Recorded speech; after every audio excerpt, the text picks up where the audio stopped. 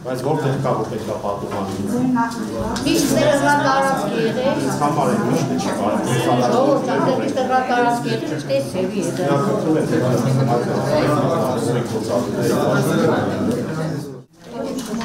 դա։ Ճիշտ ասած, հենց տեղամաս մտնելուց արդեն իսկ խախտումներ է արձանագրում, ուղեցույցներ չկա ու տարօրինակ է,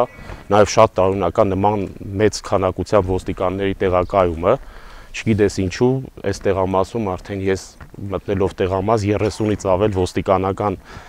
համազգեստով տղաների կամ աղջիկների եմ հանդիպել, դա է շատ մի քիչ մտահոգիչ, դե բնականաբար կուտակումների մասին արդեն դուք ինքներդ տեսաք ներսի խախտումները նաև արձանագրված է հանձնաժողովում վստահված անձանց կողմից, ամեն դեպքում փորձում ենք տեղամասը մի փոքր կարգավորել, որպեսզի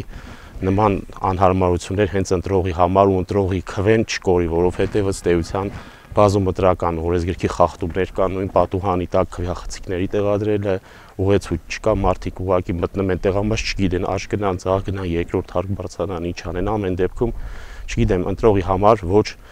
ռեալ, ոչ իրատեսական պայմաններ են նախատեսած, որ կարողանա ընտրողը մասնակցի։ Նորից եմ կրկնեմ, եթե այստեղ ինչ-որ պրոբլեմատիկ խնդիր չներ, չեմ կարծում, որ նման ոստիկանական շարասյուններ կա կլներ, էլի եմ կրկնում 30 եւ ավել